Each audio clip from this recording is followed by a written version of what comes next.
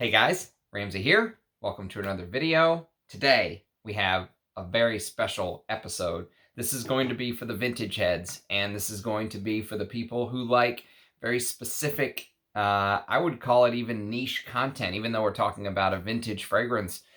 This content is really geared towards the true frag heads. This is not going to interest just the average consumer, I would say, because we're talking about a niche inside of a niche inside of a niche. It's like, number one, we're talking about vintage perfume. Number two, we're talking about a very rare, almost mythical unicorn status fragrance. And number three, we're talking about variations in that fragrance, different bottles, one bottle to the next. This is going to be somewhat of a comparison video, although maybe I'll call it more of just a Ramsey's ramblings on this particular fragrance, because honestly I've been comparing them all day. The good news is both are clearly Macassar, however you want to say it. They are both clearly Rochas, Macassar. They are very little difference between the two, but we'll get to kind of my thoughts on that in a moment, because first I just want to do a quick unboxing. And this is actually what's on here. I don't know. Hopefully I didn't just oust myself there. But there is a brand that I've done a video on before. The video that I did was called Murmur Chypre. That's the name of the fragrance. The brand is Motif Olfactif. And the guy who runs the brand is a old YouTuber. He doesn't upload anymore. His name was Mr. Oz. I really liked him. He was I liked his point of view on things. And so this fragrance is actually a oud fragrance that he did. He got his hands on some very rare oud. And I have a friend who's a big oud head who I really trust. And he said, hey man, this is great. I love it. It's not a bad deal for the price. And I said, what the hey? I'll take a punt. I'll try it. We'll see what happens. So there's the little box. He does all of his own packaging and stuff like that. Let's open this up. Let's see what we get. So this is going to be a limited run fragrance, because he says that once this particular oud is no more, that, he won't be able to recreate it. So yes, let's take a look what we got here. Comes wrapped. And there she is. It is called Penombre. I guess it's called Penombre. So it's a 15 ml bottle. And my oud head buddy was raving about this, so I figured, what the hey, it's cheap. It's not that bad for 15 mils. I like these little bottles because you don't have a lot of juice invested, and apparently he was saying it's very strong and powerful. So let me see what is in here. Is this just a receipt, or is this like a sample set?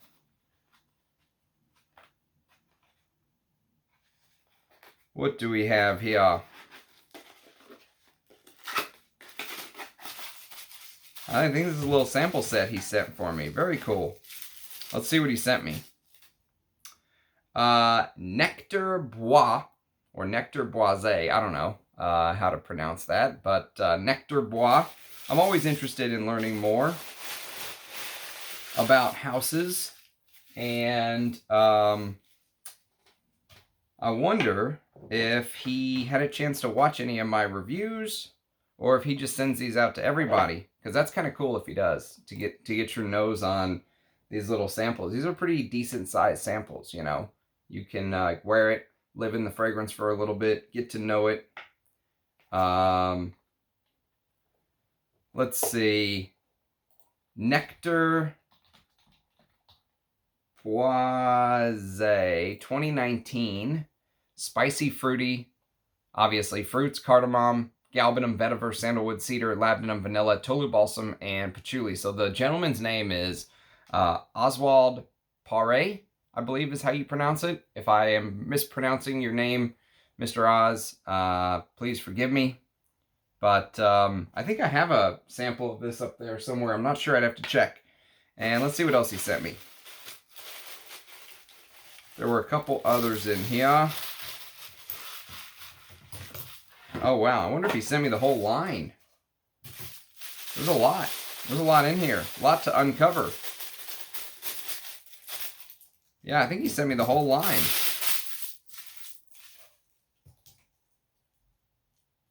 There's that Murmur Sheeper I was telling you about that I did a video on. I liked it. I remember it having a note of Tagetz, which is like this, it's like this marigold plant that smells very unique. I think one of my favorite sport fragrances, Boss Sport, uses that note.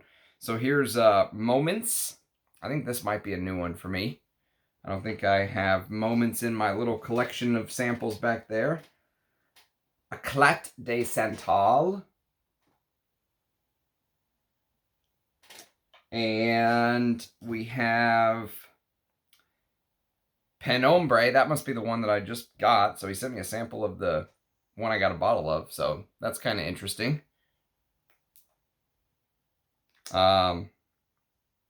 He was saying that there was only a certain amount of oud that he could use in there.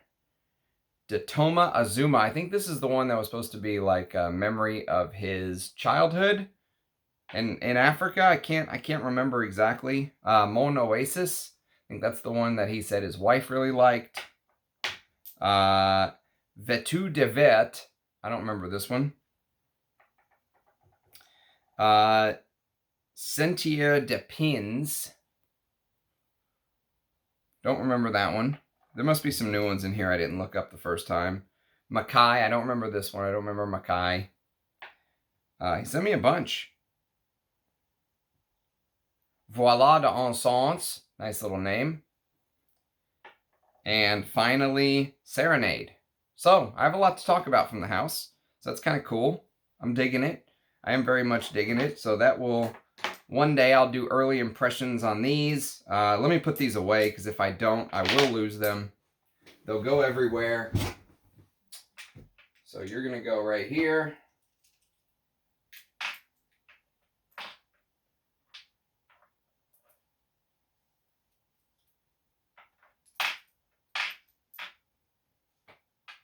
You're going to go right there with all your friends.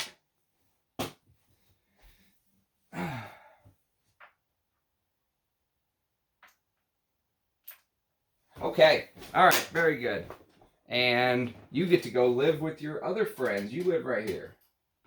You'll live right there for now. And you, I will put you somewhere soon. All right. So the unboxing is done. That's the first one. Actually, there was one other thing that I wanted to take apart for you guys, because there is a book that I bought, and it's like 70% off on Amazon right now. But it was this. It was The Handbook of Great Italian Perfumery. So it was usually like, I don't know, $60 or something, and they had it for like $16, so I couldn't really say no. Your Rose pointed it out to me, and he's like, looks pretty good. And I was like, yeah, it does.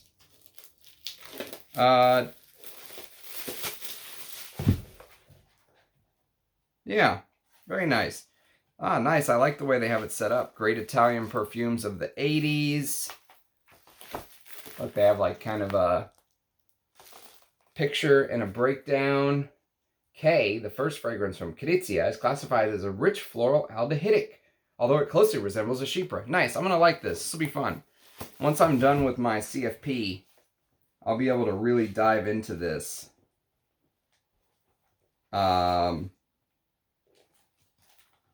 My favorite. Hey, they've got the launch year of Trussardi Uomo as 84. I thought it was like 81 or 82. We'll have to dig into this more. But this one right here, this Fendi right here, I got a bottle for cheap, a partial.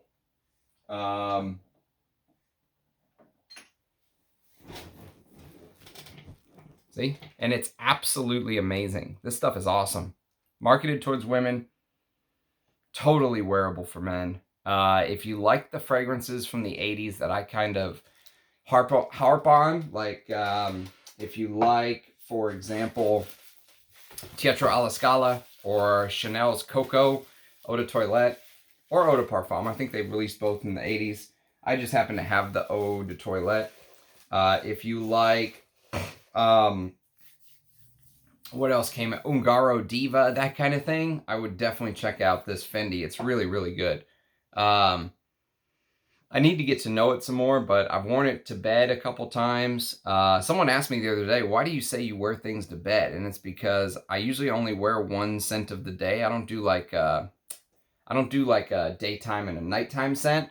So what I do is before bed, I'll just spray something on a couple hours before bed, just so I can understand how it breaks down, you know, so I can experience it a couple times before actually giving it a full wear. So, good stuff. This is exciting. I'll come back to this at some point soon. So let's talk about something very, very interesting for fragrance heads, and that is this little gem. So here's the story behind this. This is Rochas Macassar, and this is my bottle. So this is actually the newer version of Rochas bottles. If you've seen Eau de Rochas pour Homme, this is what the old bottle looks like.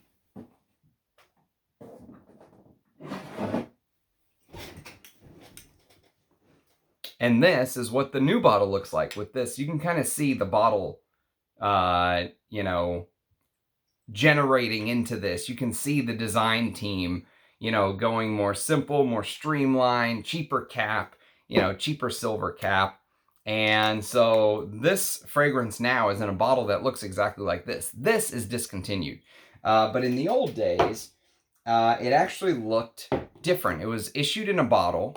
Macassar was issued in a bottle that looked like it had this long, dark, horizontal wood cap, okay?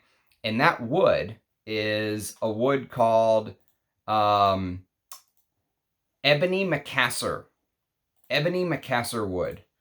Or Macassar ebony, I should say, is the correct way to say it. Macassar ebony. And apparently, it's a very sought-after wood in,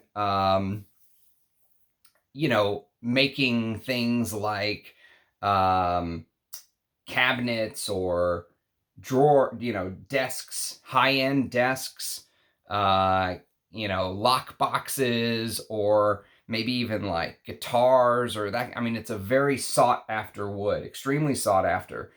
And apparently, it's one of the finest hardwoods in the world. I don't know. I can't stand up here and pretend to say I know what ebony smells like, but, you know, it used to be used in like classic cars and, you know, yacht staterooms and, you know, that kind of things. Legendary furniture makers. If there is a furniture, you know, fragcom for furniture, they probably very well know about this Macassar ebony wood. And so apparently it is endemic to Indonesia, if I remember, Southeast Asia, you could say. And apparently there's something with the grains, the, you know, interlocking grains, the way that they look when it's used in a high-end piece of furniture. It's very durable and, you know, that kind of thing. High density, very sought after wood, let's say. And that's what this fragrance is based off of.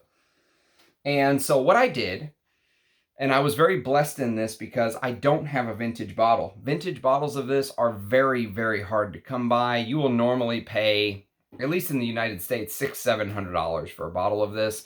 I just missed out on a vintage bottle once. Mudasir had a bottle and I was like, I'll take it. And he's like, sorry, dude, someone just bought it. And I was like, you know, I was right there.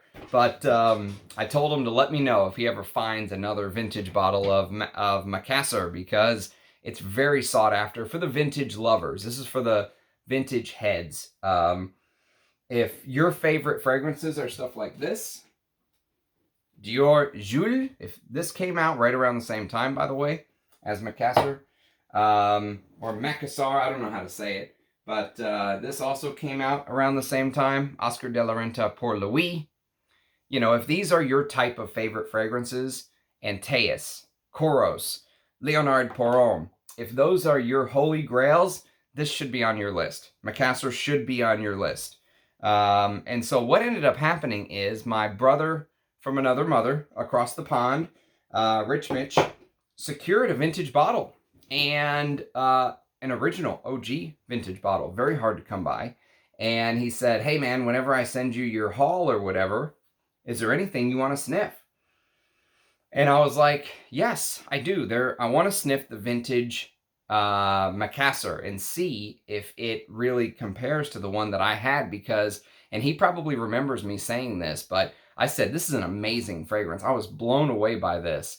And I knew, without ever smelling it, it was a good reformulation. So I can tell you, this is going to be a little bit different from most of my videos, because usually I can smell a fragrance, I can break it down, I can say, okay, in the top, this version smells a little bit spicier, this version does this, after hour 1 or hour 2, you know, this ends up happening, and I really struggled today. I tried multiple times. That's why I have it on my wrists already, because I went the top of my hands in the morning. This is about an 8-hour dry down,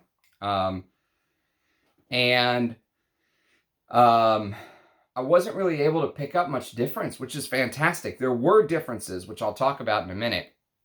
But the main overall theme of this, if you don't like to hear all of the rambling and you just want a Cliff Notes version, the Cliff Notes version of the vintage, the very hard to find and sought after vintage version of Rochas Macassar, versus the reformulated bottle, if you will, the newer version in this format, is that they are so close that you can basically go for this. If you get this for $100 like I did, don't pay $600 for the vintage. That's the Cliff's Notes version. That's my take on it, okay?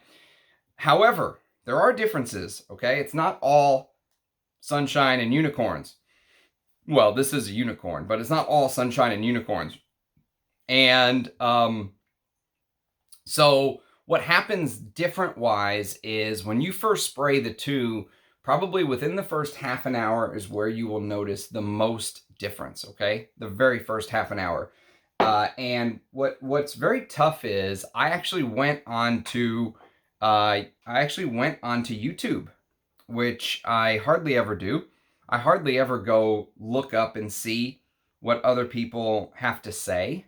And I went on there just to see if there were any videos on Rochas Macassar. And guess what? There was one. And guess who it was by?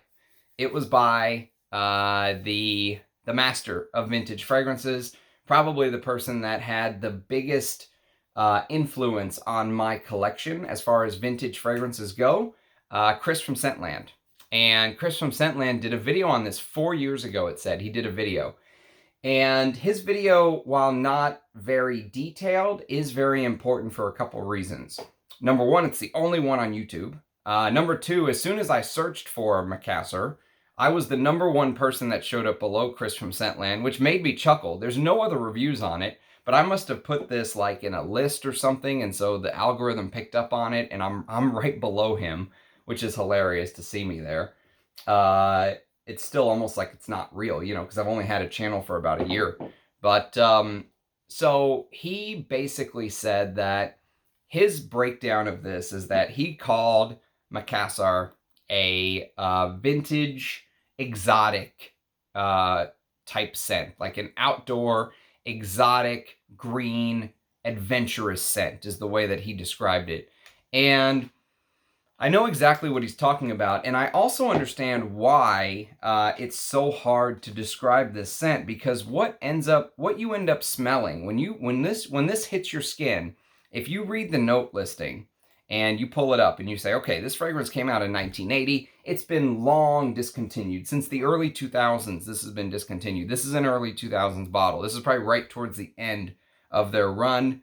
This is 75 mil, and it's actually a tester. You can see the notes on the side. Interestingly enough, if you want to pause that and kind of take a look, you'll notice that there are some differences between what's actually listed on the tester and the actual note listing in the databases, okay? So when you look in something like base notes, here's what you get. Absinthe, bay, bergamot, pine in the top, heart of jasmine, carnation, geranium, tobacco flower, coriander, ginger, cedar, sandalwood, gaiac wood, Macassar wood, patchouli, vetiver, leather, oak moss, castoreum, amber, olibanum, and musk. That note listing right there makes perfect sense to me. Perfect sense. Absolutely perfect sense. I can completely see that note listing. I can completely see that note listing when I wear the fragrance. It resonates with me, okay?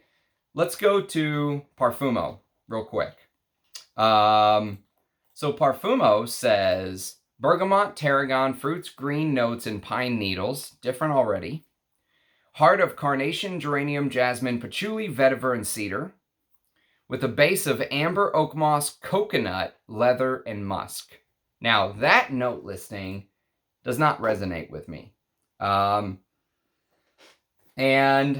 Whenever you listen to Chris, if you go listen to Chris from Scentland's review, with all due respect to Chris from Scentland, he's a legend. He is a living legend. Just going against what he says almost like hurts my soul, okay?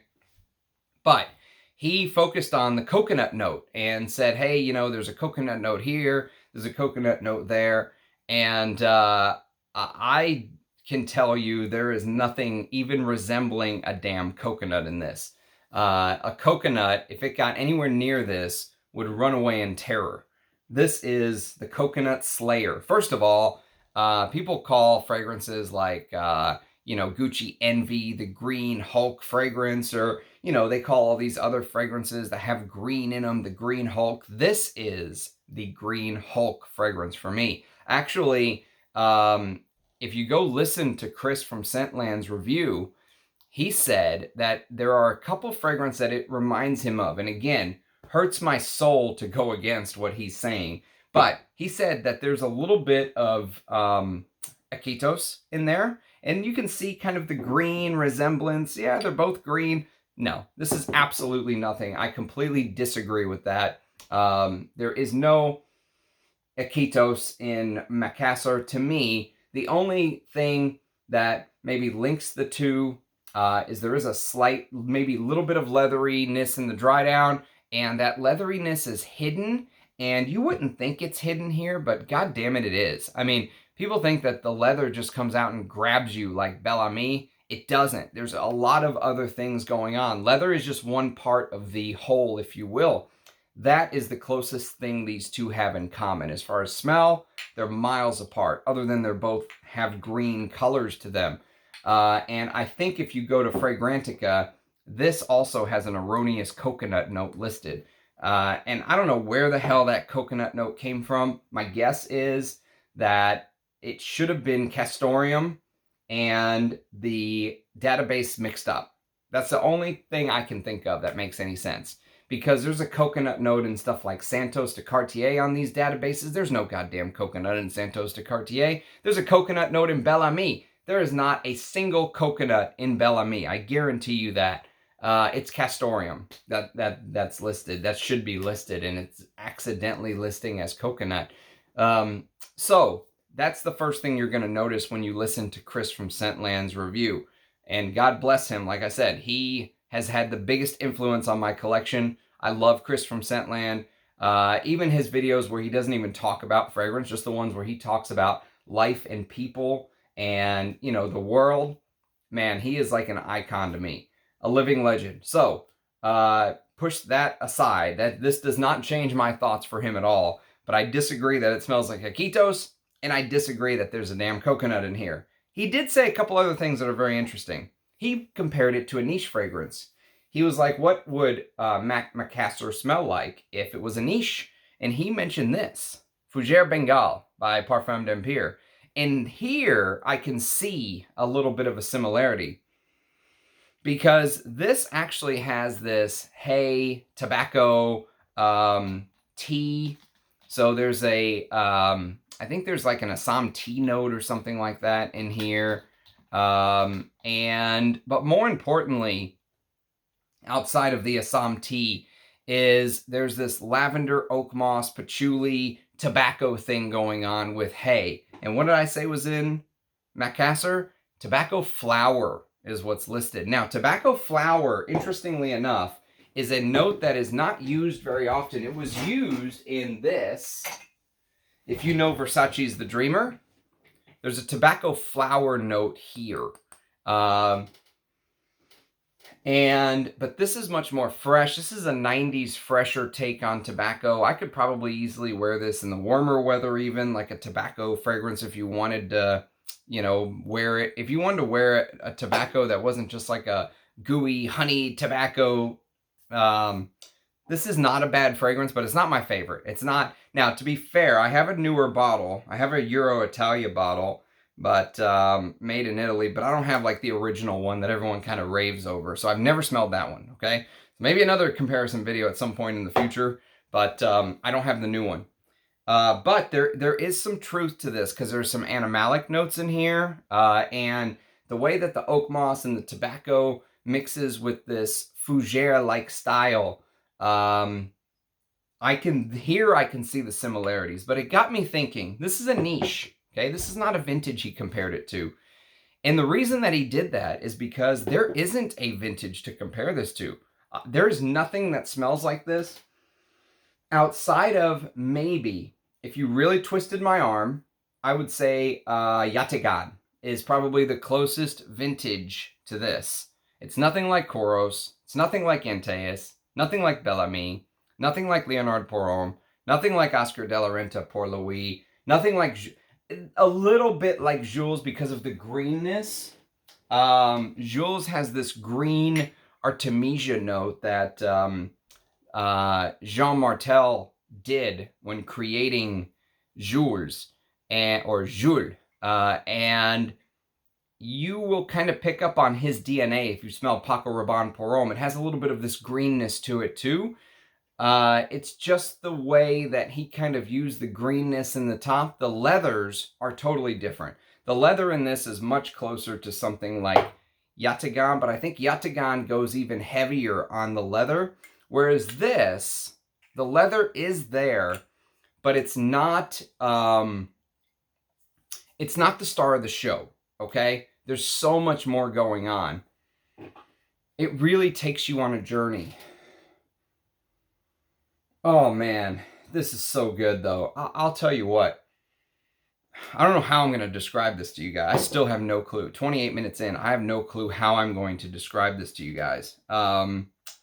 But it got me thinking. This is a niche. It was a good recommendation by Chris, but I've smelled something even closer to me, to my nose, in the structure, in the way it feels when it dries down, in that green that it gives you. You know what it is?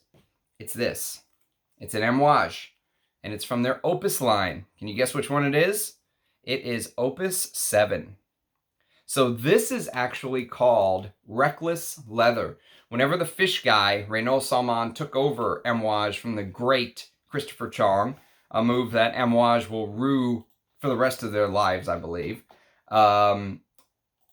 they named some of these. Some of these got names. They never had names before. It was just Opus 1, Opus 2, Opus 3, Opus 4, Opus 5, all the way up to Opus 11 or whatever it was. And the fish guy came back and named them, right? So number 5 became Wood Symphony. Number 7 became Reckless Leather. They released Opus 13, which was Silver Oud. They released Opus 14, which was the new tobacco. What is it called? Royal Tobacco. And so they started naming them. So this one got a name, Reckless Leather, okay? And let me read you the note listings in Opus 7, because I think Opus 7 inadvertently gets at least in the ballpark of smell, but using modern ingredients, okay? This is much more modern. Remember, Amouage is a Middle Eastern house, okay? So we're talking about a fragrance from the 80s by a French house. We're comparing it to a Middle Eastern house, but listen to the note listing. Galbanum, pink pepper, cardamom, nutmeg, and fenugreek. Oud, patchouli, ambroxan, leather, ambergris, okay? The leather, ambergris. And what does it for me, I think what does it for me is the note of costus root. And costus root is an ingredient that you don't smell very often. It's really rare. So the oil of the costus root is generally described as an animalic note. I'm going to turn the light on. Hang on. I want you guys to still be able to see my beautiful face. Okay, so it's described as an animalic note. It is sometimes attributed as warm, woody, musky, and earthy is how it would be described. It was related to the smell of fur or human hair, and some people say that there's a relation to iris and violet aspects. I don't get those aspects as much. The human hair, animalic, warm, woody, musky, earthy, but animalic is the key. This starts out extremely green. This actually starts out extremely spicy and green because of the pink pepper and cardamom. And you mix it with that galbanum, which is a green, dark resin. And this even starts off deeper green. This is extremely deep green, Macassar. But the thing about Macassar is, and here's the difference in my mind between these two. Okay, this is what I smell. This is to my nose what instantly jumped out. There was one thing that instantly jumped out to me, is that the vintage plays one of the best magic tricks I've ever smelled.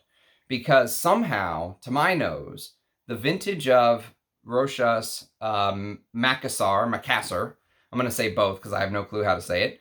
The vintage actually opens up spicier, okay? And yet, even though you would say it's spicier, slightly cumin, like there's little dusts of cumin mixed in with the spices, because this one, it says that it opens up with laurel and artemisia, which is green. Base notes lists, what did I say base notes shows? Absinthe, bay leaf, bergamot, and pine. That makes a lot of sense because I get a Yatagan comparison. Yatagan's a big pine fragrance, right? Okay, so stay with me here. So, you get the extra spiciness in the vintage. Almost like there's sprinkles of cumin and allspice and, maybe a little bit of turmeric and those kind of spices. It really feels like the spice level is a little bit turned up. And I went, okay, there are differences. But the more I smelled, the more I realized that, yes, in the very opening, you'll notice there's a little bit of spicier here. Although right now, this one's seeming a little bit more spicier, half an hour or 45 minutes in or whatever it is. Because I wanted to experience the opening again because I only have a certain amount of juice of the vintage, right? And so the magic trick the vintage plays, this one remains very sharp, and the current feels like the citruses dominate the opening a little bit more. Like the opening is just a little bit toned down. It's still a beast. It's still a vintage fragrance. It's still an absolute monster. I still absolutely love it. However, the vintage, the real true vintage, has this ability to remain smooth and buttery. There's this buttery smoothness about this fragrance that makes no sense. I have no clue where it's coming from. Because you get the green notes, you get this absinthe, bay leaf, pine thing, right? And the heart is a lot of florals: jasmine, carnation, geranium, tobacco flower, The ginger adds a little bit of sprightliness to it. You know, a little bit of ginger adds that spicy freshness thing to it. And this, now I'm smelling the spices here more than this. So the spices are kind of what's thrown me off. So you would think something that's vintage has this spicy feel. It would be spicier and sharper on the nose, but it's not. The vintage is more smooth, more creamy, more buttery. Very strange.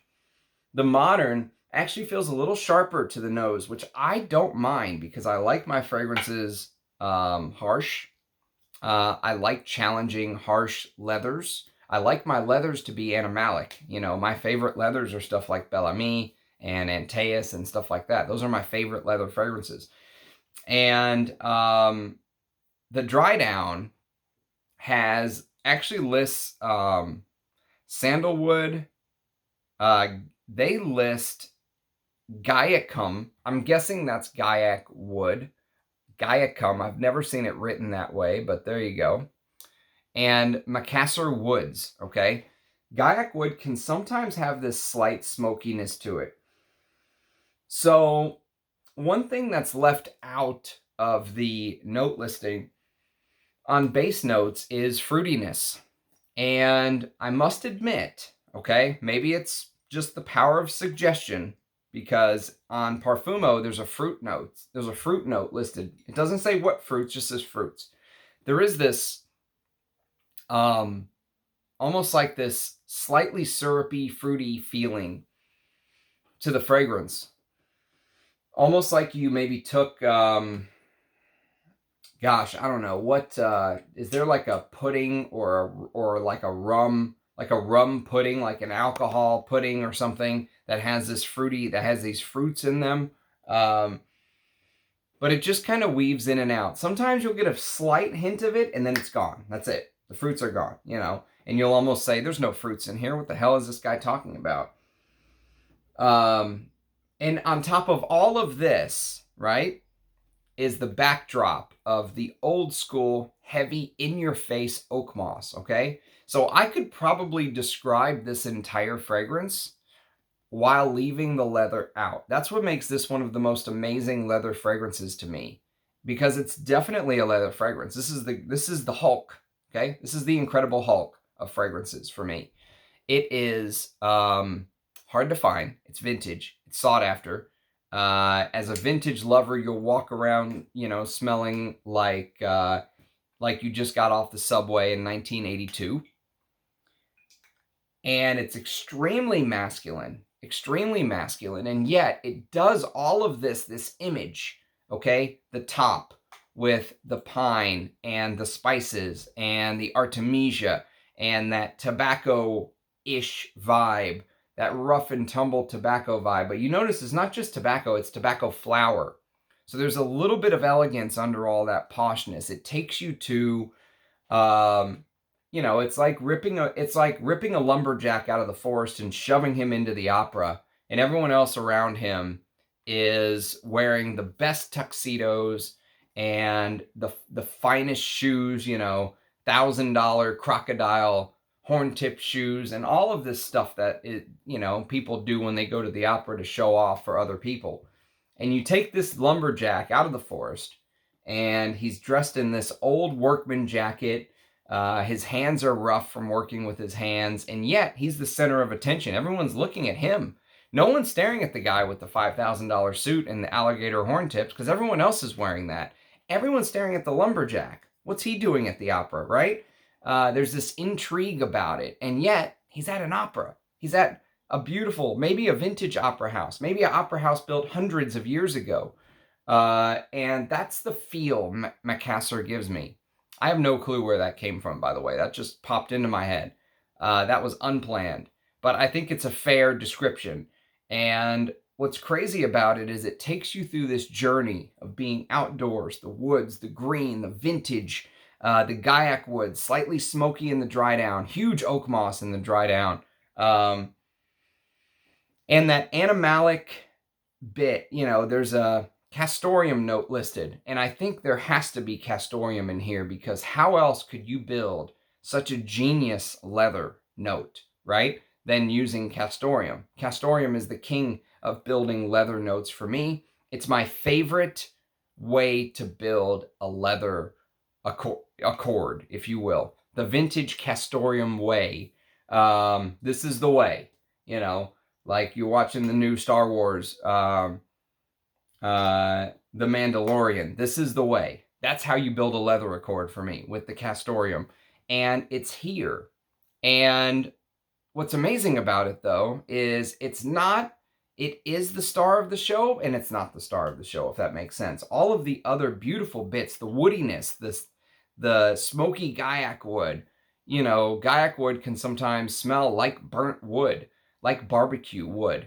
And I can't say what Macassar would smell like. That's the only thing that throws me off. Is I would love to say, man, there's this amazing Macassar wood in the dry down. I can't say that because I don't know. But I do know that the fragrance is stunning, because on top of all of that I mentioned, somewhere in there, you're going to catch this leather. And when you smell it, it's going to smell like the most intriguing. It's going to smell like a leather from outer space. I mean, it's going to smell very intriguing, very mystical, and it will grab you. And yet, you can't help smelling the leather without smelling everything else. Everything else just works with that leather so well. It really is a masterpiece of a fragrance that no one talks about. And the reason is it's so hard to find. And when you do find it, the people who have the last few bottles of the Eau de Toilette are sitting on them with their hands like this going, yes, we're going to make $1,000 off of this bottle, right? And that's what they're thinking off of the vintage. And you know what? There may be people that'll pay it, because if you're going to pay $1,000 for this, why not pay $1,000 for this, a vintage? I mean, if you're going to do that, if spending $1,000 isn't going to break you, and you know, it's like spending $5 at McDonald's to most of us, and you came to me and said, hey, I'm going to buy PDLN #1 or vintage Macassar, which one should I get? I'd tell you the vintage Macassar. I mean, it's that good, I'm telling you. But you have to have vintage taste, and it very well might put you off at first. The first time you spray this, you might go, oh shit, what have I done? But give it time. I promise. This will, if you're a vintage lover, you're going to get that vintage DNA that you love. It's all here. So the good news is this. You can buy this bottle and be comfortable. You don't have to spend $1,000. I bought this for $100. I just saw on eBay, I don't know, a month ago, 2 months ago, one guy had like 15 bottles of these at $100 a piece. I don't know if they're still there, but don't be afraid to buy this version. That's what this video is about. Don't be afraid to buy this version. Now I've smelled them both, and I can tell you that the differences are so slight. Sometimes I even have a hard time knowing which one I prefer. Yes, this one has this spiciness to it, and this butteriness to it, this creaminess to it, the smokiness to it, but this has all of that, and then some. Sometimes it feels maybe slightly sharper. Longevity and projection on both are out of this world. You don't have to worry about that. I mean, it's as a vintage lover, this is the type of fragrance that should get your blood going. I mean, this should get your heart rate moving. If this doesn't get your heart rate pumping, you're not a vintage lover.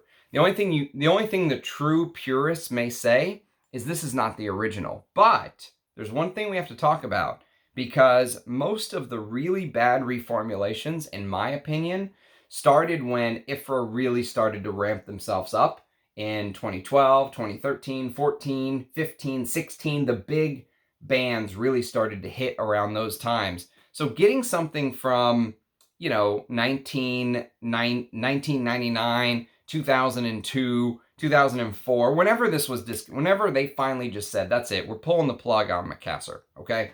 I don't know exactly how old these bottles are, but I think that's about the time frame. Even though they may have had to slightly reformulate from the real true original, it was still so long ago that the oak moss bands weren't in place. You know, they could still use the big oak moss. And so I think Rochas has done a hell of a job.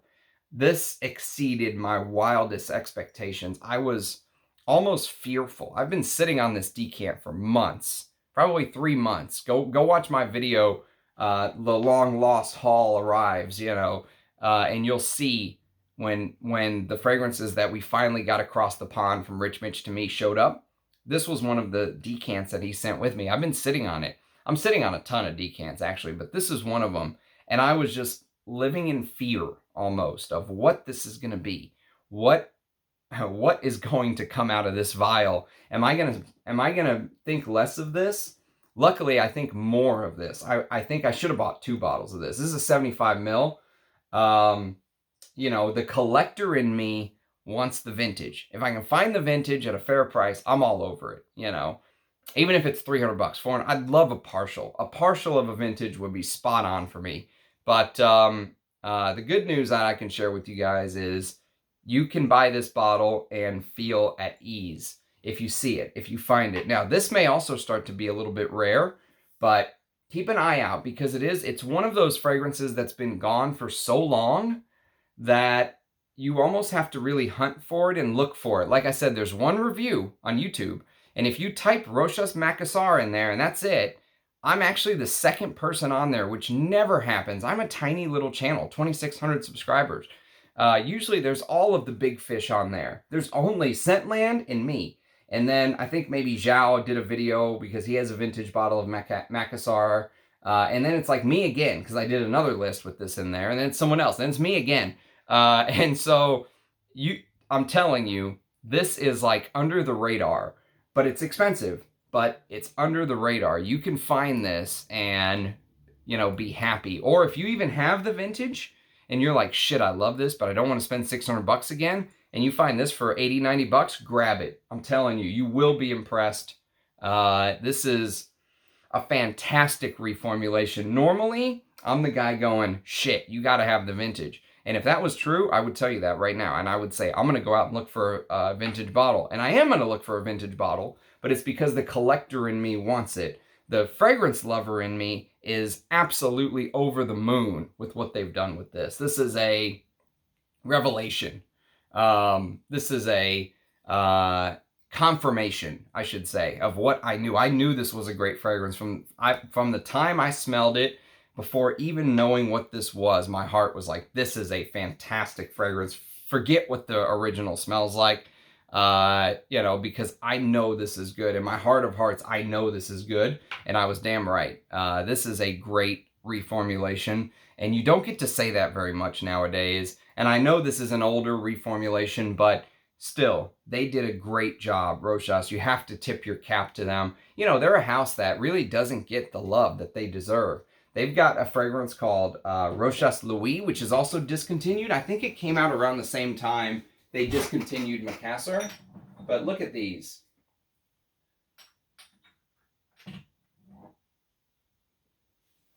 So this is a fantastic fragrance. It's almost like a strange take on Abbey Rouge. It's got this very interesting neroli, though. Very interesting. One of my favorite takes on like neroli. It's almost like Dunhill Icon meets Abbey Rouge in a Rochas bottle. And I think a big name perfumer did that. Maybe Michel Almarac or something like that. And that is now discontinued. And, you know, stuff like this. Moustache Eau de Toilette. I'm really liking this from what I smell. And I don't usually like this DNA. This is like this aromatic, citrusy Chypre, right? Usually I like my Chypres like Mitsuko, Diaghilev, Bandi. You know, those are the Chypres I like. Antaeus, something like that. That's like a citrusy take on a Chypre, but it's fantastic. It's Edmund Rudnitska. And then, of course, Rochas Femme. As a guy, probably if you don't have Rochas Femme in your collection, that is the best way you can spend 20 bucks right now. Just go buy a bottle of Rochas Femme and thank me later. One of the best Chypres ever created. They're a house that does not get the love they deserve. And this is like their dark horse masculine. So as you can see, I'm a little fired up about this because this is great news for the fragrance community, for the vintage lovers that want to take advantage of this time between now and when word really gets out that this is fantastic stuff. You can buy this bottle and be comfortable. And so yes, this is just blind luck for me. I bought this because I couldn't find the vintage, and it just worked out. You know, I'm still going to try to find a vintage because, again, the collector in me wants it, but you can be safe buying this version of Macassar. So I hope you've enjoyed the video. I hope I didn't ramble too much. Let me know if you have any experience with the House of Rochas or with Macassar in general. This is one of those holy grail masculines. I've thoroughly enjoyed wearing it today. Oh, everything from the dry down, the construction, the idea, and the other thing is this. There is zero, and I mean zero, sweetness in this. There is not an ounce of sweetness. Sweetness just tries to get close to this, and Macassar just looks at it, and sweetness just runs the other way. I mean, this is old school, harsh, green, woody, smoky, animalic, leathery, masculine, done right. It's just a shame. I understand if they brought this back, it probably wouldn't sell. But just like as a brand, to show who you are, you know, why don't you put something like this out again? It would reinvigorate the brand. It would get people talking about it again. It would, you know, at least from my point of view, it would. How cool would it be if they re-released this? The talk, the hype, you know, what's it going to be like? Is it going to be close? Is it going to be, you know, it may not be possible now with the new IFRA rules, but man, I'm telling you, as a vintage lover, this is one that you can easily hype up and feel good about. And not many people have it or know about it, I've found. It's kind of one of those sleight of hand. You know, everyone has the Coros, the Antaeus, the Oscar de la Renta por Louise, but very few people have this. So that's my take on Macassar. Do let me know if you guys have experience with it, if you love it, if you hate it, if you agree with me, if you disagree with me, whatever it may be. If you have experience with the motif olfactif unboxing today too, I'd love to hear your thoughts. This Penembrook, if anyone has experience with this house, Penembre, this one seems very interesting as this oudi. I might wear it soon. We'll see. But I took a shot in the dark as a blind buy. Just let me know what your thoughts are on the review. I love seeing your comments. I love seeing your faces in the comments. And hopefully there will be more videos and live streams to come. I'm going to do a live stream soon on one fragrance from each house that I love. That'll be a great live stream. Just pick one from each house and we can talk about it. I think that would be a great way to interact with you guys. And, you know, some of the houses stuff you're going to know. Like, obviously, Hermes is going to be Bel Ami. But some of the houses you might be surprised. So, cheers, guys. Thanks for watching, and we'll see you again soon. Bye-bye.